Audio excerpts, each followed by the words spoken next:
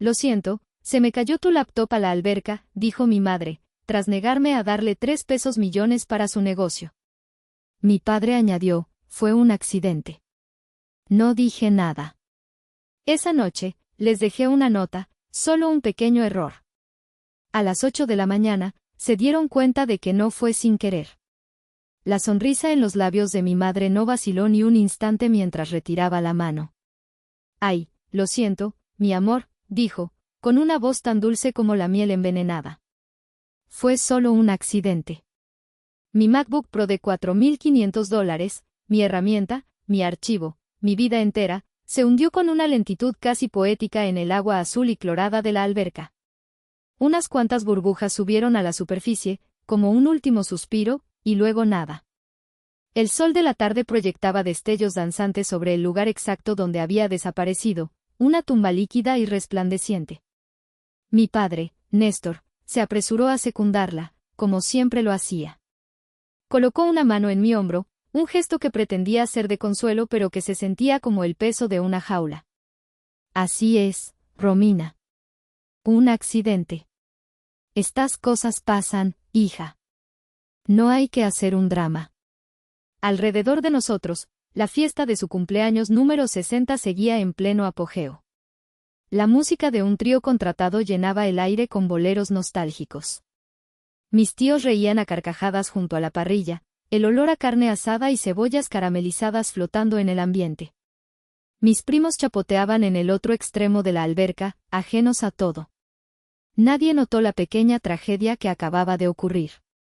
Nadie pareció ver el corazón de mi carrera profesional ahogándose frente a mis ojos. No grité. No lloré. Ni siquiera respiré. Me quedé inmóvil, un témpano de hielo en medio del cálido jardín alquilado para la ocasión. Mis oídos zumbaban, ahogando el sonido de la fiesta. El mundo se había contraído a un solo punto, el rostro de mi madre, Úrsula. Sus ojos, 2 esquirlas de obsidiana, me observaban con una mezcla de desafío y una satisfacción mal disimulada. No había sorpresa en ellos. No había arrepentimiento. Solo el frío cálculo de quien acaba de ejecutar un movimiento maestro en un juego que solo ella entendía. Ella sabía perfectamente lo que había hecho. Sabía que en esa computadora no solo había fotos o documentos. Estaban los análisis espectrales de pigmentos, las radiografías de lienzos centenarios, los planes de restauración para el retablo del siglo XVII del Museo Nacional. Estaba mi correspondencia con clientes de Nueva York y Madrid. Estaba la confianza de directores de museos y coleccionistas privados. Estaba mi reputación, construida meticulosamente durante 10 años de trabajo silencioso y solitario. Bueno, no te quedes ahí pasmada, dijo mi madre, rompiendo el silencio. Ve a buscar un poco de arroz o algo. A lo mejor todavía se puede salvar. Su tono era ligero, casi juguetón. Se dio la vuelta y se dirigió hacia una de sus hermanas, mi tía Lidia, con una sonrisa radiante, como si acabara de comentar sobre el clima. Mi padre me dio una última palmada torpe en el hombro y la siguió, su leal perro faldero. Me quedé sola junto al borde de la alberca. El agua, ahora quieta, reflejaba un cielo teñido de naranja y púrpura. Era una escena hermosa, irónicamente pacífica. Sentí una extraña calma descender sobre mí. No era resignación. No era perdón. Era la claridad glacial que precede a una tormenta devastadora. El interruptor dentro de mi cabeza, ese que había mantenido a raya la frustración y el dolor durante 32 años, finalmente había cambiado de posición. Ya no había vuelta atrás. Ya no habría más excusas, ni más concesiones, ni más sacrificios en el altar de una familia que solo sabía tomar. Pensaron que podían destruir una parte de mí y salirse con la suya con una disculpa vacía. Estaban mortalmente equivocados. Hacía apenas una hora, el sol todavía estaba alto y el ambiente era festivo, casi genuino. Mi padre reía mientras abría sus regalos, botellas de vino caro, lociones de diseñador, un reloj que sabía que devolvería discretamente al día siguiente. Yo le había regalado una primera edición firmada de 100 años de soledad, su libro favorito. Lo sostuvo con reverencia, sus ojos se humedecieron un poco. Por un instante, fugaz y frágil, fuimos una familia normal. Fue entonces cuando mi madre me hizo una seña, una inclinación casi imperceptible de la cabeza hacia el rincón más alejado del jardín, donde una bugambilla fucsia trepaba por un muro de piedra. Mi padre la siguió. Mi estómago se encogió. Conocía esa rutina, la táctica de acorralamiento en equipo. Romina, mi vida, comenzó mi madre una vez que estuvimos lejos del oído de los demás invitados. Su voz era melosa, el tono que usaba cuando quería algo. Te ves preciosa. Ese vestido te queda espectacular. ¿Es nuevo? Gracias, mamá. Tu padre y yo estábamos hablando, continuó, ignorando mi respuesta cortante. Estamos tan orgullosos de ti. De todo lo que has logrado. Esa pequeña empresa tuya, restaurando cosas viejas. Es admirable. Asentí, esperando el golpe. Nunca empezaban con halagos a menos que una petición monumental estuviera en camino. Mi padre carraspeó, tomando el relevo. Hija, sabes que tu hermano Mauro es un muchacho brillante. Tiene una visión para los negocios que, bueno, que es de otro nivel. Tiene una idea, Romina, interrumpió mi madre, impaciente. Una idea que va a revolucionar la industria de la hospitalidad en la Ciudad de México. Una cadena de bares conceptuales, con mixología de autor y un ambiente exclusivo. Será el próximo gran éxito. Suena ambicioso, dije, eligiendo mis palabras con cuidado. La última, idea brillante, de Mauro había sido una marca de camisetas con memes impresos que resultó en 3 cajas de mercancía sin vender acumulando polvo en su habitación. El talento necesita capital para florecer, mi amor, dijo Úrsula, su mano encontrando mi brazo, sus uñas perfectamente cuidadas apretando ligeramente. Y ahí es donde entras tú. Sabemos que te ha ido muy bien. Aquí estaba. El anzuelo. ¿Cuánto necesitan? Pregunté, mi voz plana. Mi padre miró al suelo, como si la cifra le diera vergüenza. Mi madre, en cambio, me miró directamente a los ojos, su mirada intensa, casi depredadora. 3 millones de pesos.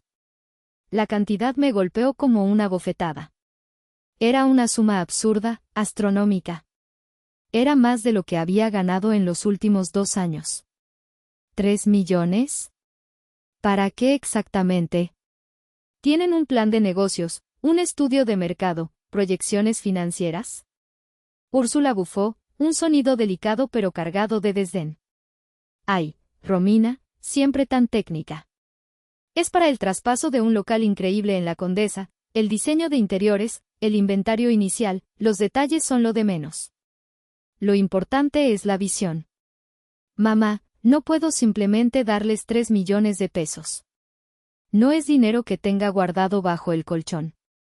Está invertido en mi equipo, en mi taller, en los seguros para las obras de arte. Fue entonces cuando Mauro se acercó, sosteniendo una cerveza, con una sonrisa perezosa en el rostro. Había estado escuchando. Vamos, hermanita. No seas egoísta. Para ti no es nada. Además, es una inversión. Te devolveré el dinero con intereses, te lo prometo. Su promesa valía tanto como el aire. Miré a los 3. A mi madre, con su ambición desesperada pintada en el rostro. A mi padre, con su debilidad suplicante. Y a mi hermano, con su arrogancia infantil. Vi un frente unido, una falange de expectativas y derechos autoadjudicados, todos dirigidos hacia mí. Respiré hondo, reuniendo la fuerza que había acumulado en años de terapia silenciosa y autoafirmación. No. La palabra, tan pequeña, resonó en el aire como un disparo. El rostro de mi madre se transformó. La máscara dulce se derritió para revelar una mueca de ira y desprecio. ¿Qué? He dicho que no, repetí, mi voz más firme esta vez. No voy a financiar esto. No es una buena idea, y no arriesgaré mi seguridad financiera por otro de los caprichos de Mauro. Mauro se burló. ¿Capricho? ¿Llamas a mi futuro un capricho? Eres increíble. Oh, ya veo, dijo mi madre, su voz ahora gélida. Así que esto es lo que eres. La hija exitosa que mira por encima del hombro al resto de su familia. No se trata de eso. Claro que se trata de eso. Sí, Seo. ¿Crees que porque ganas un poco de dinero limpiando el polvo de cuadros viejos, eres mejor que nosotros? Fue el comentario de Mauro el que realmente me hirió. Se acercó, su aliento olía a cerveza. Ay, perdón, se me olvidaba. Tu arte es más importante que tu familia. Al menos mi idea va a hacer dinero de verdad, no solo restaurar cachivaches polvorientos. Esa fue la daga final. La invalidación total de mi vida, de mi pasión. Me di la vuelta, sintiendo las lágrimas de rabia picar en mis ojos. Esta conversación se acabó. Mientras me alejaba, escuché la voz de mi madre, un susurro venenoso que me siguió por el jardín. Te vas a arrepentir de esto, Romina. Te lo juro. Una hora después, mi laptop estaba en el fondo de la alberca. Conducía por el periférico en un estado de trance. Las luces de los autos se difuminaban en estelas de color, el claxon de un microbús a mi lado sonaba como si viniera de otro mundo. Mi mente, sin embargo, estaba dolorosamente clara. La ira inicial había dado paso a un desfile sombrío de recuerdos, cada uno un artefacto en el museo privado de mis agravios familiares. El primer diorama, iluminado con una luz dura y amarillenta, era de cuando tenía 18 años. Acababa de vender mi primera pintura al óleo en una pequeña galería de Coyoacán. Eran 50,000 pesos. Para mí, era una fortuna, la validación de que mi sueño no era una tontería. Llegué a casa, con el cheque en la mano, sintiéndome en la cima del mundo. Mi madre lo tomó, lo miró con una ceja arqueada y dijo, «Qué bien, mi amor». Justo a tiempo. Al día siguiente, Mauro apareció con una motocicleta deportiva nueva. «¿No es genial?», me dijo, acelerando el motor. Mamá dijo que un hombre necesita un vehículo decente para moverse. Mi dinero, mi primer gran logro, se había convertido en el juguete de mi hermano. Cuando protesté, mi madre me silenció con una frase que se convertiría en su mantra: «Somos una familia, Romina. Lo que es tuyo, es de todos». Cambié de carril, el rechinido de las llantas sacándome del recuerdo por un segundo. Pero otro ya estaba tomando su lugar. La segunda exhibición era más sutil, más insidiosa. Tenía 22 años y acababa de ganar una beca completa del gobierno italiano para una especialización en restauración de frescos en Florencia. Era la oportunidad de mi vida. En la siguiente reunión familiar, escuché a mi madre contarle a mis tías: «Sí, estamos increíblemente orgullosos. Fue un gran sacrificio para nosotros, Néstor y yo tuvimos que mover todos nuestros ahorros para mandarla a Europa, pero la educación de nuestros hijos es lo primero». Me quedé helada. Intenté corregirla, decirles que era una beca, que yo no les había costado un centavo. Mi madre me lanzó una mirada asesina y más tarde, en privado, me espetó: «¿Y qué querías que dijera? ¿Que mi hija se va de regalado? Suena mucho mejor decir que invertimos en ti. Nos da estatus». No solo se apropiaban de mi dinero, sino también de mis méritos. Mi éxito solo era válido si podía usarse para pulir su imagen pública. El recuerdo más pesado, el que ocupaba la sala central del museo, era más reciente. Hace apenas 2 años, uno de los negocios de mi padre, una fallida importadora de aceite de oliva español, se había derrumbado, dejándolo con una deuda considerable. Lo vi marchitarse, su optimismo habitual reemplazado por un pánico silencioso. Una noche, se sentó conmigo en la cocina de mi pequeño apartamento, sus ojos llenos de una desesperación que nunca antes le había visto. Me habló de la humillación, del miedo a perderlo todo. Y yo, a pesar de todo, sentí lástima. El deber filial, esa ancla pesada, me arrastró hacia el fondo. Vacié mi cuenta de ahorros, 300,000 pesos que había guardado para el enganche de un taller más grande, y se los transferí. «Te lo devolveré en 6 meses, hija». «Te lo juro por mi vida», dijo, con lágrimas en los ojos. Han pasado 24 meses. La deuda nunca fue mencionada de nuevo. Cuando tímidamente pregunté por ella una vez, mi madre intervino: Romina, por favor. ¿Cómo puedes ser tan mezquina? Tu padre casi se muere del estrés. Ese dinero fue para salvar a tu familia. Deberías estar agradecida de poder ayudar. Y luego, estaba el grial de todos mis recuerdos, el ancla emocional que me había mantenido encadenada a ellos durante tanto tiempo, mi abuela. La madre de mi padre. Ella había sido la única luz en la disfunción. La que me compró mi primer juego de pinceles, la que enmarcaba mis torpes dibujos infantiles como si fueran obras maestras, la que me escuchaba durante horas sin juzgarme. En su lecho de muerte, me tomó la mano, su piel delgada como el papel. Mi Romy, susurró, su voz un hilo débil. Sé que tus padres a veces son difíciles. Pero son tu familia. Prométeme que intentarás cuidarlos. No los abandones. Y yo, con el corazón roto, se lo prometí. Te lo prometo, abuela. Esa promesa se había convertido en mi cruz.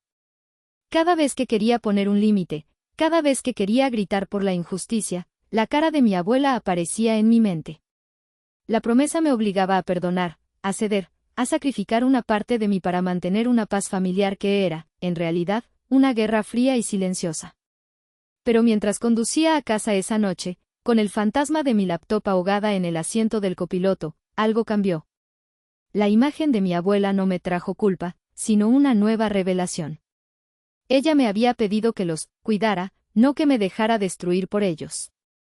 Cuidar a alguien no significaba permitir que te abusaran.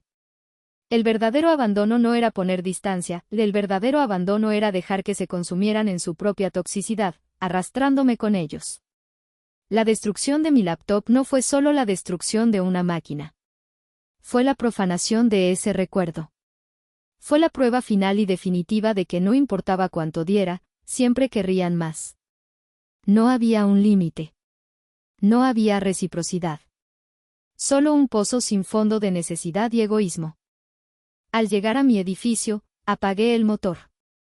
El silencio del estacionamiento subterráneo era absoluto. La promesa a mi abuela no estaba rota, le estaba siendo redefinida.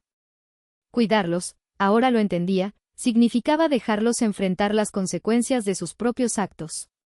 Y cuidarme a mí misma significaba, por primera vez, ponerme en primer lugar. Subí a mi apartamento.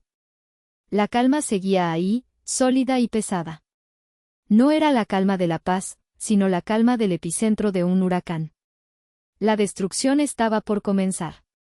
Cerré la puerta de mi apartamento y el sonido del cerrojo al girar pareció sellar un capítulo de mi vida. Por un momento, me quedé de pie en la oscuridad del recibidor, solo con el zumbido del refrigerador y los latidos de mi propio corazón. El peso de la MacBook en mis brazos era el de un cuerpo sin vida. La llevé a la mesa de mi estudio, una gran plancha de madera cubierta de botes de solventes, pinceles finos y fragmentos de cerámica. La coloqué con cuidado sobre un paño seco. El agua goteaba de sus puertos, formando un pequeño y oscuro charco. Era como ver a un paciente desangrándose.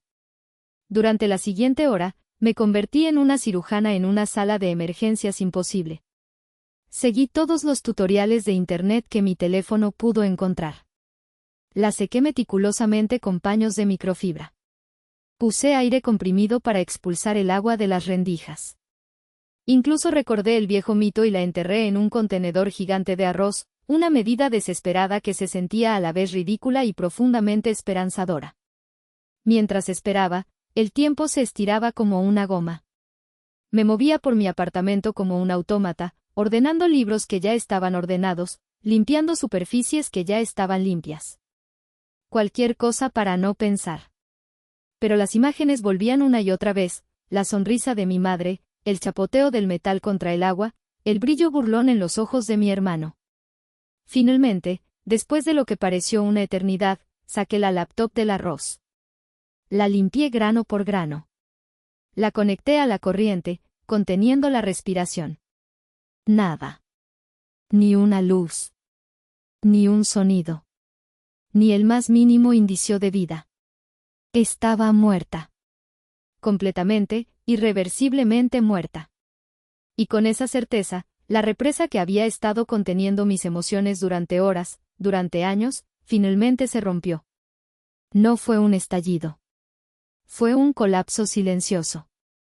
Me deslicé de la silla hasta el suelo de madera fría, mi espalda contra las patas de la mesa.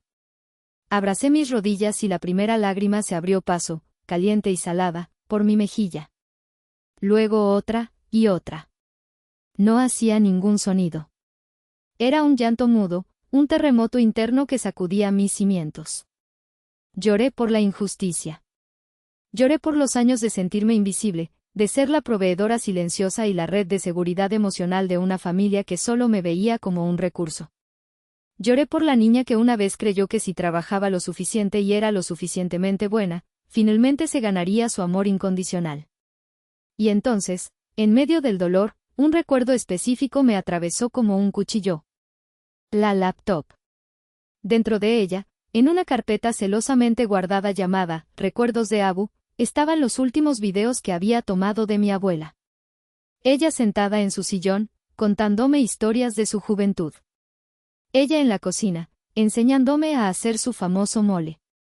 Su risa, su voz, los únicos vestigios vivos de ella que me quedaban. También estaban ahí las grabaciones de su voz que había digitalizado de viejos casetes, pequeños mensajes que le había dejado a mi padre y que yo había rescatado. Habían desaparecido. Mi madre, en su acto de crueldad calculada, no solo había destruido mi trabajo. Había borrado a mi abuela. Había profanado el único santuario de amor puro que yo tenía en esa familia. Ese pensamiento detuvo mis lágrimas en seco. El dolor se transformó, se cristalizó en algo duro, afilado y terriblemente claro. La tristeza se evaporó, dejando en su lugar un desierto de resolución. Me levanté del suelo. Mis piernas temblaban, pero mi columna vertebral se sentía como una barra de acero. Fui al baño y me lavé la cara con agua fría. La mujer que me devolvió la mirada en el espejo era diferente. Sus ojos estaban rojos e hinchados, pero la mirada era firme, implacable. La Romina que perdonaba, que cedía, que esperaba, había muerto en el suelo de ese estudio. Regresé a la mesa. Saqué un viejo cuaderno de bocetos y un bolígrafo. En la primera página, escribí un solo título: Plan de consecuencias. La noche apenas comenzaba. El silencio de la madrugada era mi aliado. La ciudad dormía, pero en la luz solitaria de mi estudio, yo estaba más despierta que nunca. La fase del duelo había terminado. Ahora comenzaba la guerra. Mi primer objetivo fue financiero. Con movimientos precisos y desapasionados, abrí mi laptop de respaldo, una máquina más vieja y lenta, pero funcional.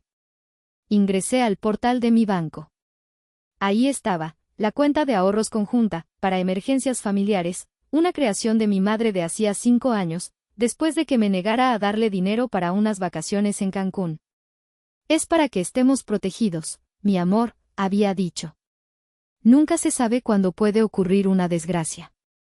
La única desgracia recurrente en nuestra familia era su mala gestión financiera. El saldo era de 284.520 pesos. Cada centavo, depositado por mí.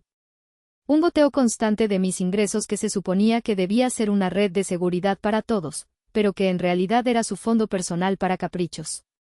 Con 3 clics, transferí el saldo completo a mi cuenta personal. El dinero desapareció de la cuenta conjunta, dejando un cero rotundo y absoluto. Luego, navegué hasta la sección de administración de cuentas y solicité formalmente el cierre permanente de la misma. El correo de confirmación del banco llegó al instante.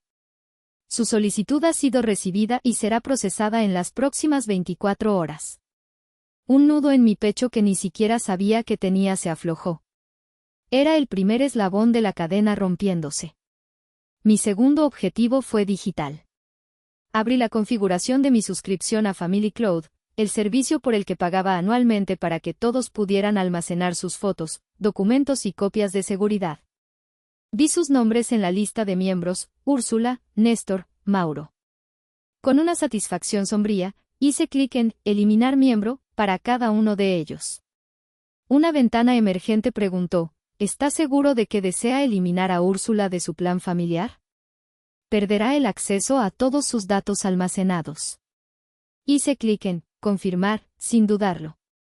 Repetí el proceso con mi padre y mi hermano. En menos de un minuto, los había aislado digitalmente. Sus fotos de vacaciones, sus contactos, los documentos de sus negocios fallidos, todo inaccesible, flotando en un éter digital al que ya no tenían la llave. La tercera acción requería un aliado. Eran casi la 1 de la madrugada, pero sabía que él estaría despierto. Marqué el número de mi tío Saúl. Él era el hermano menor de mi padre, un contador público que había construido su propio despacho desde cero. Era la antítesis de mi padre, pragmático, directo y con una aversión casi alérgica al drama y la irresponsabilidad. Se había distanciado de la familia nuclear hacía años, harto de ser su prestamista de emergencia. Contestó al segundo timbrazo. «¿Romy? ¿Estás bien?» «Es tardísimo». Mi voz, cuando hablé, era extrañamente calmada. No había histeria ni lágrimas. Solo la monotonía de un informe de campo de batalla.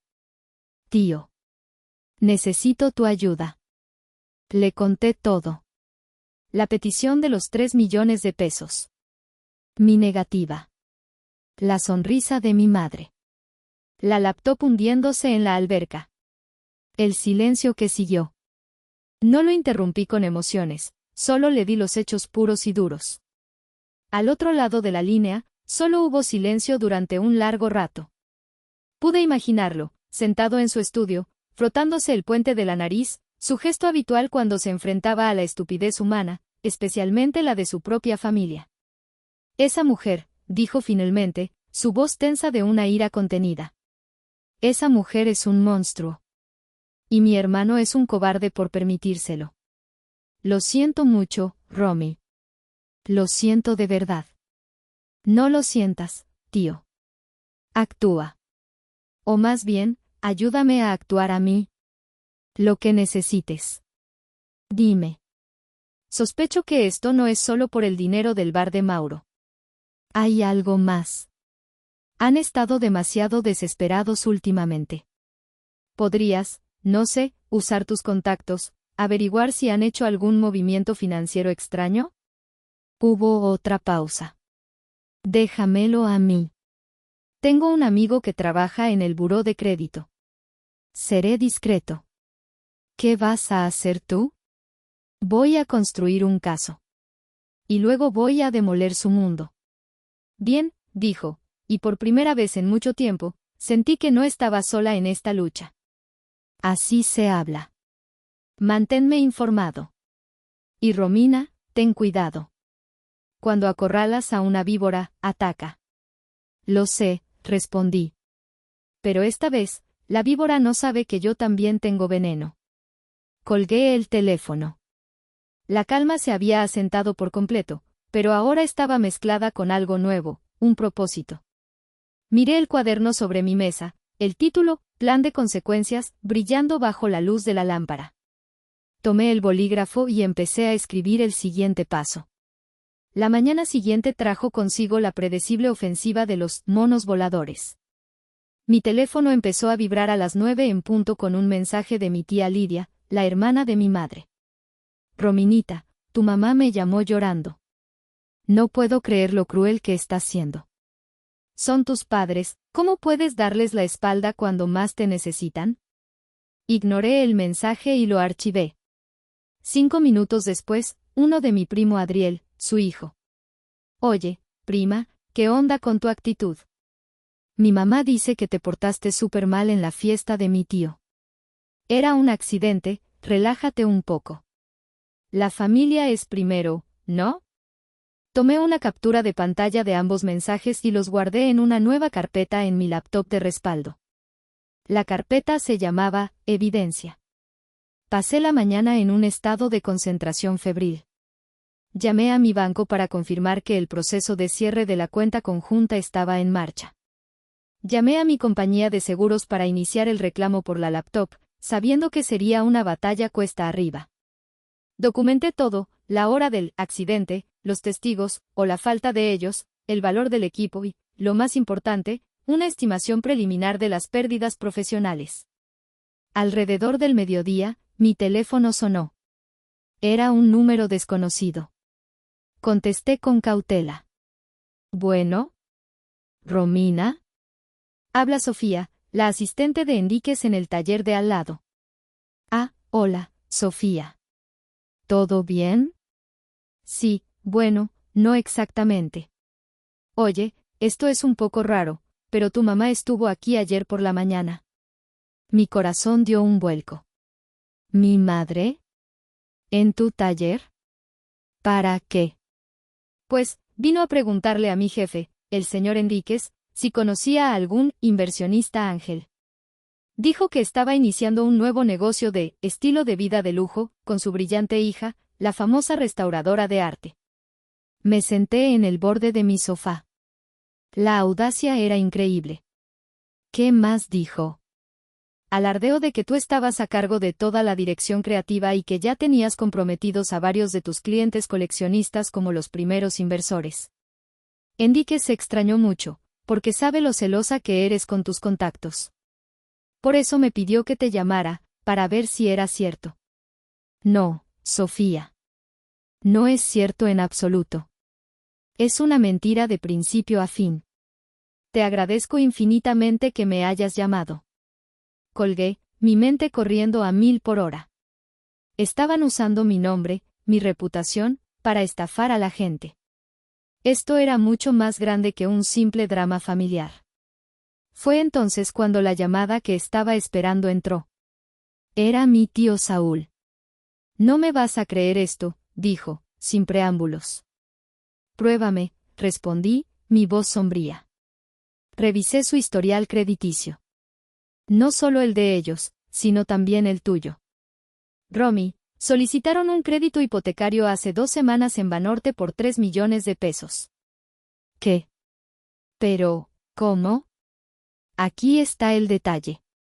Lo solicitaron a nombre de una nueva empresa fantasma, Úrsula Lifestyle Concepts. Y pusieron como garantía, bueno, pusieron como aval a la socia principal y garante solidaria. A ti. Sentí que el aire me faltaba. ¿Cómo es eso posible? Yo no he firmado nada. Falsificaron tu firma, dijo Saúl, su voz dura como el granito. Y no solo eso. Adjuntaron un dossier completo sobre ti como prueba de solvencia. Tu portafolio de proyectos, cartas de recomendación de tus clientes que seguramente sacaron de tus archivos, copias de tus declaraciones de impuestos que encontraron en la casa.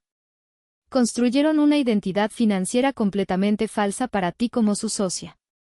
Me quedé en silencio, procesando la enormidad de la traición. No era solo que me hubieran pedido dinero. No era solo que hubieran destruido mi trabajo. Habían robado mi identidad. Habían cometido un fraude grave en mi nombre. ¿Por qué no se los han aprobado? Pregunté, mi mente analítica tomando el control. El banco estaba en la fase final de verificación. Probablemente estaban esperando una última reunión. Supongo que necesitaban el dinero de Mauro para otra cosa, o quizás el crédito no cubría todo lo que querían. La destrucción de tu laptop, ya no creo que fuera un castigo, Romy. Fue un acto de desesperación. Querían doblegarte, obligarte a darles el dinero que necesitaban para cubrir el agujero antes de que el banco descubriera el fraude. Todo encajó. Las piezas del rompecabezas formaron una imagen grotesca de engaño y criminalidad. Tío, dije, mi voz ahora fría y afilada como un bisturí. ¿Puedes conseguirme una copia de esa solicitud de crédito? Ya la tengo, respondió. Te la mando por correo ahora mismo. Perfecto. Esto lo cambiaba todo. Ya no era una guerra familiar. Era una operación de limpieza. Y yo estaba a punto de esterilizar la herida hasta el hueso. Si llegaste hasta esta parte del video, significa que realmente te interesó la historia. Cuéntame en los comentarios qué opinas, escribe el número 1 para saber que estás aquí o dime desde qué parte de tu país me estás viendo. También puedes dejar cualquier pregunta y la responderé. Esa tarde, mi apartamento se transformó en un cuartel general. El correo de mi tío Saúl llegó con el asunto, municiones. Adjunto venía un archivo PDF escaneado en alta resolución. La solicitud de crédito para Banorte. La abrí. Y ahí estaba. Página tras página de mentiras construidas sobre mi vida. Mi nombre, mi RFC, mi historial profesional. Y al final, en la línea punteada, una firma que intentaba imitar la mía, pero que era una torpe falsificación. Sentí una oleada de náuseas. Ver tu propia identidad robada y usada de esa manera era una violación profunda, casi física. Imprimí cada página. Con la ayuda de un abogado recomendado por mi tío, un hombre mayor y serio llamado licenciado Cervantes, redactamos 2 documentos. El primero era una carta formal de cese y desistimiento dirigida a mis padres. Era concisa y brutal. Les prohibía usar mi nombre, imagen o reputación profesional de cualquier manera. Detallaba las acciones fraudulentas que habían cometido y les advertía de las consecuencias legales si no cumplían. El segundo documento era una notificación oficial para el Departamento de Fraudes de Banorte. Adjuntamos una declaración jurada mía, negando cualquier conocimiento o participación en la solicitud de crédito, junto con una copia del documento y un análisis grafológico preliminar que Cervantes consiguió de urgencia, destacando las obvias discrepancias en la firma. Esto es dinamita, señorita Romina, dijo el licenciado Cervantes, ajustándose las gafas. El banco se tomará esto muy, muy en serio. La falsificación de documentos para obtener un crédito es un delito federal. Lo sé, respondí. Ese es el punto. Envié la carta a mis padres por mensajero, con acuse de recibo. La notificación al banco se fue por la vía legal oficial. Luego, me senté y esperé. No tardó mucho. Menos de 1 hora después de que el mensajero confirmara la entrega, mi teléfono empezó a sonar. El nombre de mamá parpadeaba en la pantalla. Lo dejé sonar hasta que se fue a buzón. Inmediatamente después, papá. Mismo resultado. Luego comenzaron los mensajes de voz. El de mi padre era predecible, un balbuceo de pánico y reproche. Romina, ¿qué has hecho? Nos vas a arruinar. Tienes que detener esto ahora mismo. Tu madre está destrozada. El de mi madre era una obra maestra de manipulación. Su voz era un susurro tembloroso, cargado de una falsa vulnerabilidad. Mi amor, mi hijita, no entiendo por qué nos haces esto. Después de todo lo que hemos hecho por ti. Somos tu familia. ¿Por qué te vuelves en nuestra contra de esta manera tan horrible? Solo queríamos construir un futuro para todos, para ti también. Borré ambos mensajes sin terminar de escucharlos. Ya no tenían poder sobre mí. Más tarde esa noche, mientras organizaba los archivos de evidencia en mi computadora, mi mirada se posó en una carpeta vieja llamada Fotos familiares. La abrí por curiosidad, casi por masoquismo. Y ahí estaba. Una foto de un viaje a la playa en Veracruz, de hacía unos 15 años. Yo era una adolescente con brackets, flanqueada por mis padres. Mauro, un niño pequeño, estaba sobre los hombros de mi padre. Todos sonreíamos. El sol era brillante, el mar azul. Por un instante, recordé la sensación de la arena caliente bajo mis pies, el sabor de la sal en el aire. Recordé que, en algún momento, habíamos sido felices. O al menos, habíamos tenido la apariencia de serlo. Mi dedo índice se detuvo sobre el botón de borrar. Una punzada de duda, afilada y dolorosa, me atravesó. ¿Estaba haciendo lo correcto? ¿Estaba destruyendo a mi propia familia por qué? ¿Por dinero? ¿Por orgullo? ¿Liuko con cache nao kakon? La pregunta flotó en el silencio de mi apartamento. Entonces, mi mirada se desvió hacia la mesa de mi estudio, donde yacía la carcasa muerta de mi MacBook Pro. Recordé la sonrisa de mi madre. Recordé la carpeta, Recuerdos de Abu, que se había perdido para siempre. Recordé la firma falsificada, el robo de mi nombre, la red de mentiras que habían tejido a mis espaldas. Y la respuesta llegó, clara y contundente como el cristal. No. Ellos no me dejaron otra opción. Cerré la foto. No la borré. Simplemente la dejé ahí, un artefacto de un pasado que ya no existía. Tomé el teléfono y revisé mis correos. Había una respuesta del licenciado Cervantes. El banco ha recibido la notificación. Han congelado la solicitud de crédito y han iniciado una investigación interna. Quieren reunirse con usted la próxima semana. La maquinaria de la justicia, lenta pero inexorable, se había puesto en marcha. Y yo la había activado. 2 semanas después, la situación había escalado a un punto de no retorno. El banco había confirmado el fraude y mis padres estaban oficialmente bajo investigación. Su respuesta no fue el arrepentimiento, sino una escalada bélica en el frente social. Acorralados y desesperados, decidieron jugar su última carta, la victimización pública. Descubrí su plan a través de Sofía, la asistente del taller vecino. Mi madre había estado llamando a todos sus contactos, a amigos de la familia, a cualquiera que quisiera escuchar, contando una historia desgarradora. Hablaba de su brillante y talentosa hija, Romina, quien, lamentablemente, sufría de problemas emocionales y episodios de inestabilidad que la hacían paranoica y destructiva. Según su narrativa, yo, en un ataque de celos por el prometedor futuro de mi hermano, estaba intentando sabotear el sueño de su vida, con acusaciones falsas y crueles. La culminación de esta campaña de difamación sería en la gala anual de benefactores del Museo Nacional, el mismo museo donde la obra que yo estaba restaurando era la pieza central de su nueva exposición.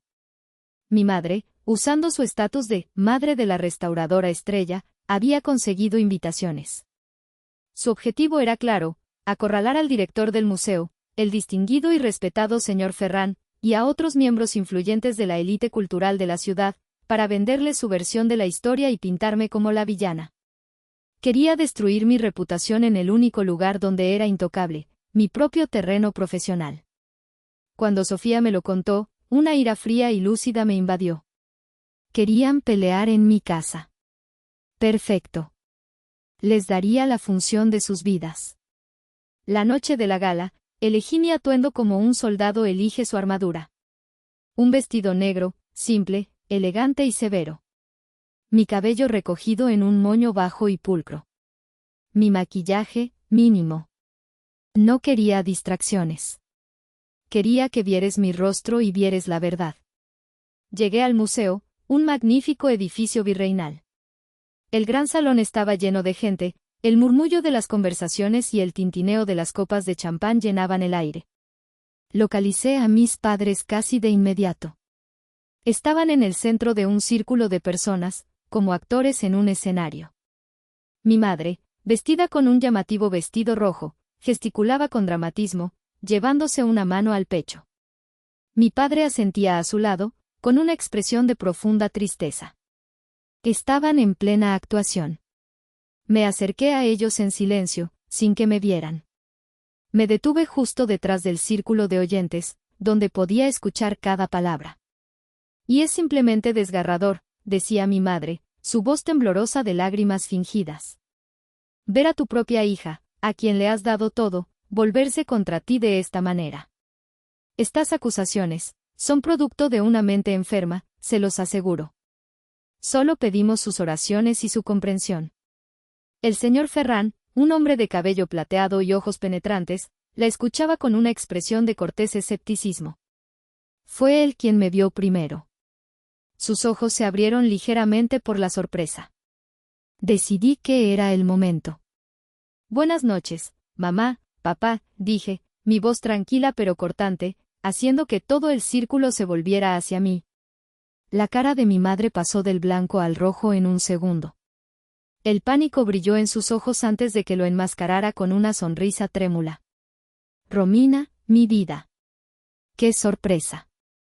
Estaba contándoles a nuestros amigos lo orgullosos que estamos de tu trabajo. Lo escuché, dije, dando un paso adelante. También escuché la parte sobre mi mente enferma y mis acusaciones falsas. Y pensé que, ya que estamos todos aquí, quizás deberíamos aclarar las cosas con algunos hechos. Saqué mi tablet de mi bolso. La pantalla cobró vida, mostrando un documento PDF. Señor Ferran, distinguidos invitados. Esto que ven aquí es una solicitud de crédito por 3 millones de pesos al Banco Banorte. Fue solicitada a nombre de una empresa propiedad de mis padres. Como pueden ver, mi nombre figura como socia principal y aval. Y esta, dije, haciendo zoom en la última página, es la firma que supuestamente me compromete. Un silencio tenso cayó sobre el grupo. Todos se inclinaron para ver la pantalla. El único problema, continué, mi voz resonando en el silencio, es que yo nunca he visto este documento. Nunca he oído hablar de esa empresa. Y ciertamente, nunca he firmado nada. Es una falsificación. El jadeo colectivo fue audible. Mi madre intentó intervenir. Eso es ridículo. Es una mentira. Ella está confundida. No estoy confundida, mamá. Estoy informada. Y también lo está el Departamento de Fraudes de Banorte, que ha abierto una investigación criminal. Y también lo está mi abogado. Me volví hacia el señor Ferran. Señor, lamento profundamente tener que ventilar este asunto familiar en su evento. Pero cuando mi reputación profesional, la misma que usted ha honrado esta noche, está siendo utilizada para cometer un fraude, no puedo quedarme en silencio. Los ojos del señor Ferran se clavaron en mis padres. Su rostro, antes cortés, era ahora una máscara de furia glacial. Úrsula, Néstor, dijo, su voz baja pero llena de autoridad. Su presencia aquí es un insulto para esta institución y para todos los que la apoyan. Les pido que se retiren. Inmediatamente. Mi madre abrió la boca para protestar, pero no salió ningún sonido. Mi padre parecía haberse encogido, su rostro era una masa gris de sudor y pánico. Pero el golpe final aún no había llegado. De entre la multitud, un hombre con una acreditación de prensa se acercó, su grabadora ya encendida. Era un periodista cultural muy conocido que yo había alertado discretamente esa misma tarde. Señora Úrsula, dijo, su voz profesional y directa. ¿Podría comentar sobre la acusación de fraude que su hija acaba de hacer pública? La cara de mi madre se descompuso. La humillación era total, absoluta y, lo mejor de todo, pública. Se dieron la vuelta y prácticamente huyeron del salón, seguidos por las miradas de desprecio y los susurros de docenas de personas. La obra de teatro había terminado. Y los villanos habían sido abucheados fuera del escenario. Me quedé allí, de pie, con la tablet todavía en la mano. El señor Ferran se acercó y puso una mano en mi hombro. Hizo lo correcto, Romina. El talento y la integridad deben ser defendidos. Ahora, por favor, permítanos celebrar su verdadero trabajo. Y por primera vez en mucho, mucho tiempo, sentí que el peso del mundo se levantaba de mis hombros. Las consecuencias de la debacle en el museo fueron rápidas y devastadoras, como una demolición controlada. La noticia del escándalo Ferran, como lo bautizó la columna de chismes del día siguiente, se extendió como la pólvora por los círculos sociales que mis padres tanto se esforzaban por habitar. De la noche a la mañana, pasaron de ser miembros respetados de la comunidad a parias. El Banco Banorte, bajo la presión del escrutinio público y la amenaza de un litigio, aceleró su investigación y presentó cargos formales por intento de fraude. El abogado de mis padres les aconsejó llegar a un acuerdo para evitar la cárcel, lo que resultó en una multa masiva y un historial crediticio permanentemente manchado. Estaban acabados financieramente. Sus amigos, esos que habían escuchado embelesados la actuación de mi madre en la gala, ahora cruzaban la calle para evitarlos. Las invitaciones a cenas y eventos se detuvieron por completo. El club de campo donde mi padre jugaba al golf cada fin de semana les sugirió, amablemente, que no renovaran su membresía. El mundo que habían construido sobre una base de apariencia se había desmoronado, dejando solo los escombros de su reputación. La estocada final, sin embargo, la di yo, aunque ellos no lo supieron hasta que fue demasiado tarde. 3 años antes, cuando mi padre tuvo un susto de salud, mi madre me había suplicado que fuera la aval del contrato de arrendamiento de la lujosa casa en la que vivían. Solo por si algo pasa, mi amor, había llorado. Para que no me quede en la calle. En un momento de debilidad y culpa, acepté.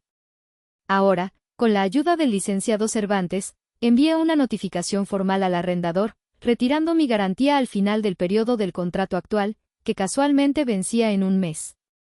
Un mes después, se vieron obligados a mudarse. Pasaron de una casa de 4 dormitorios con jardín y alberca en Las Lomas a un pequeño apartamento de 2 habitaciones en una colonia de clase media, un lugar que apenas podían permitirse con la pensión de mi padre. Su caída fue tan dura como merecida. Mauro, mi hermano, fue quizás el más afectado. Sin el flujo constante de dinero de mis padres y con su reputación social por los suelos, su séquito de amigos aduladores desapareció.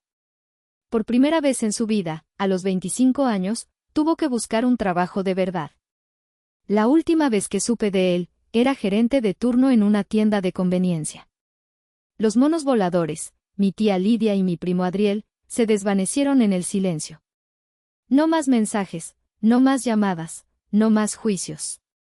Cuando la fuente de drama y estatus se secó, su interés también lo hizo. Yo, por mi parte, me mantuve a distancia, observando el derrumbe desde la seguridad de mi santuario. No sentía alegría por su miseria. Sentía una especie de paz sombría, la tranquilidad que llega cuando una larga y dolorosa enfermedad finalmente termina. Una noche, aproximadamente 2 meses después de la gala, recibí una llamada de un número desconocido. No contesté.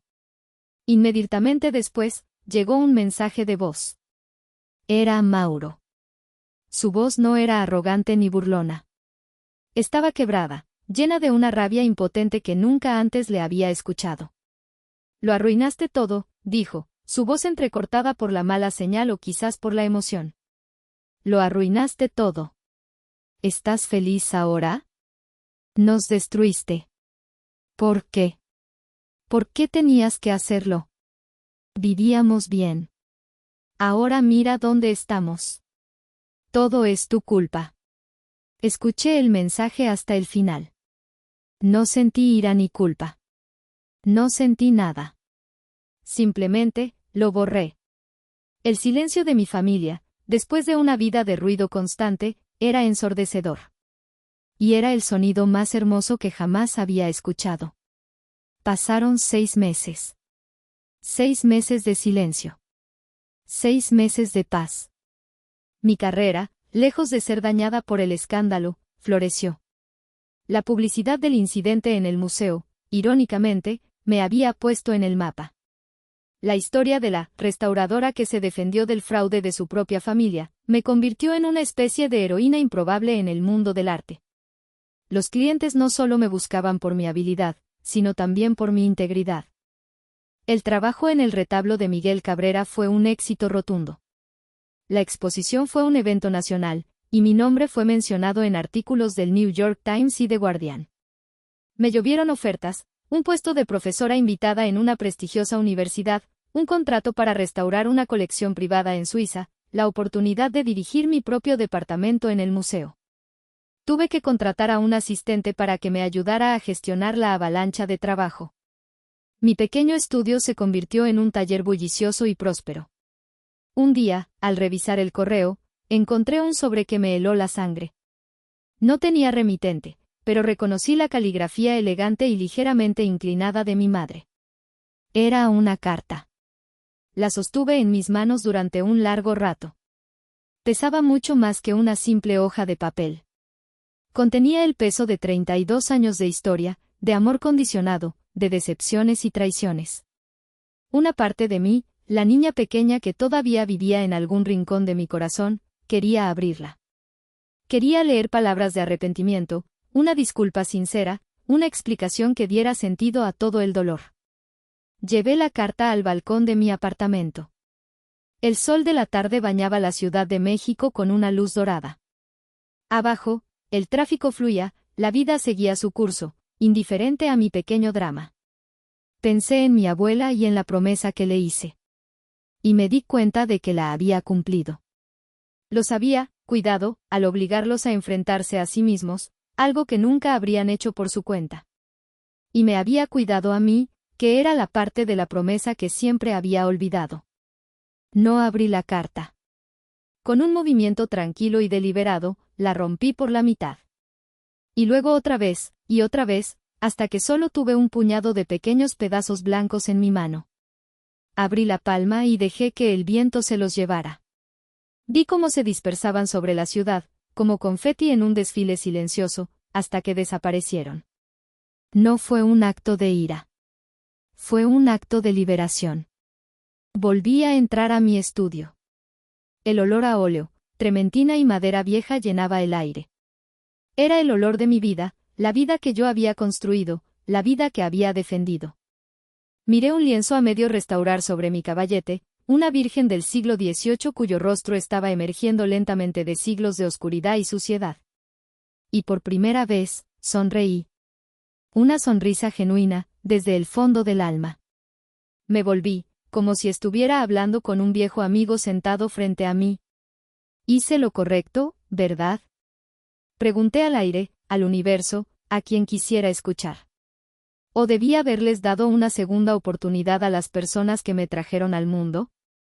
Cuéntenme qué piensan ustedes en los comentarios. Gracias por escuchar. Si aún no lo has hecho, suscríbete al canal para más historias como esta. Nos vemos en la próxima.